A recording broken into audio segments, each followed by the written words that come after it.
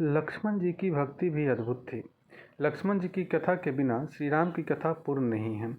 अगस्त मुनि अयोध्या आए और लंका युद्ध का प्रसंग छिड़ गया। भगवान श्री राम ने बताया कि उन्होंने कैसे रावण और कुंभकर्ण जैसे प्रचंड वीरों का वध किया और लक्ष्मण ने भी इंद्रजीत और अतिकाय जैसे शक्तिशाली असुरों को मारा। अगस्त मुनि बोले, श्री राम बेशक रावण और कुंभकर्ण प्रचंड वीर थे, लेकिन सबसे बड़ा वीर मेघनाथ ही था। उसने अंतरिक्ष में स्थित होकर इंद्र से युद्ध किया था और बांधकर लंका ले आया था। ब्रह्मा ने इंद्रजीत से दान के रूप में इंद्र को मांगा, तब इंद्र मुक्त हुए थे। लक्ष्मण ने उसका वध किया, इसलिए वो सबसे बड़े योद्धा हुए। श्री राम को आश्चर्य हुआ, लेकिन भाई की वीरता की प्रशंसा से वह खुश थे। फिर भी उनके मन में जिज्ञासा पैदा हुई, आखिर अगस्त मुनि ऐसा क्यों कह रहे हैं कि इंद्रजीत का वध रावण से ज़्यादा मुश्किल था। अगस्त मुनि ने कहा, प्रभु, इंद्रजीत को वरदान था कि उसका वध वही कर सकता है जो 14 वर्षों तक न सोया हो, जो 14 सालों तक किसी स्त्री का मुख न देखा हो और 14 साल तक भोजन न किया हो।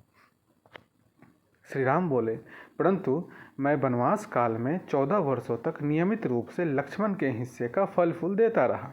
मैं सीता के साथ एक कुटी में रहता था, बगल की कुटी में लक्ष्मण थे। फिर सीता का मुख भी न देखा हो और 14 वर्षों तक सोए न हो, ऐसा कैसे संभव है। अगस्त मुनि सारी बात समझकर मुस्कुराए, प्रभु से कुछ छुपा है भला। दरअसल सभी लोग सिर्फ श्री राम की गुणगान करते थे, लेकिन प्रभु चाहते थे कि लक्ष्मण के तप और वीरता की चर्चा भी अयोध्या के घर घर में हो। अगस्त मुनि ने कहा, क्यों न लक्ष्मण जी से पूछा जाए।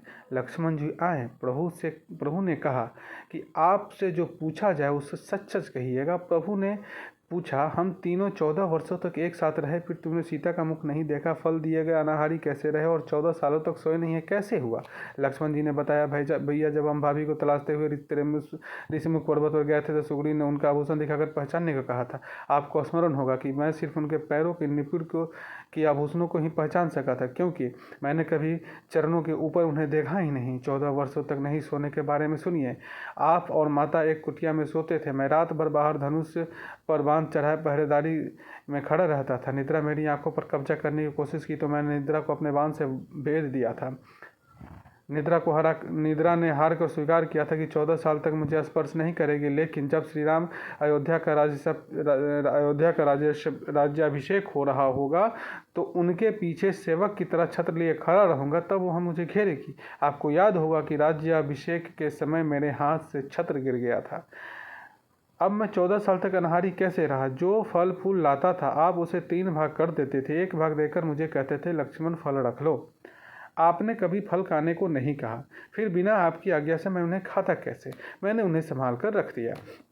सभी फल उसी कुटिया में अभी भी रखे होंगे। प्रभु के आदेश पर लक्ष्मण जी चित्रकूट की कुटिया में से हुए सारे फल की टोकरी लेकर आए और दरबार में रख दिया। फलों की गिनती हुई, 7 दिन के हिस्से के फल नहीं थे। प्रभु ने कहा, इसका अर्थ तुमने 7 दिन तो आहार लिया था। लक्ष्मण जी ने 7 फल कम होने के बारे में उन 7 दिनों में फल आए ही नहीं बताया। पहला, जिस दिन अपने पिताश्री स्वर्गवासी होने की सूचना मिली, हम निराहार ही रहे थे। दूसरा, जिस दिन रावण ने माता का हरण किया था उस दिन फल लाने कौन जाता। तीसरा, जिस दिन समुद्र की साधना कर आप उससे राह मांग रहे थे। चौथा, जिस दिन आप इंद्रजीत को नागपाश में जिस दिन आप इंद्रजीत के नागपाश में बंधकर दिन भर अचेत रहे थे। और पांचवा, जिस दिन इंद्रजीत ने मायावी सीता को काटा और हम शोक में रहे थे। छठा, जिस दिन रावण ने मुझे शक्ति मारी थी। सातवां, जिस दिन आपने रावण वध किया था। इन दिनों में हमें भोजन की सुध कहाँ थी। विश्वामित्र मुनि से मैंने एक अतिरिक्त विद्या का ज्ञान लिया था, बिना आहार किए जीने की विद्या। उनके प्रयोग से मैं 14 सालों तक अपनी भूख को नियंत्रित कर सका, जिससे इंद्रजीत मारा गया। भगवान श्री राम ने लक्ष्मण जी की तपस्या के बारे में सुनकर उन्हें हृदय से लगा लिया। कोई जड़ हृदय ही होगा जिनके आंखों में इस प्रसंग को पढ़कर अश्रु न निकलेंगे। जय श्री राम, जय श्री राम, जय श्री लक्ष्मण, जय श्री लक्ष्मण। नमस्कार।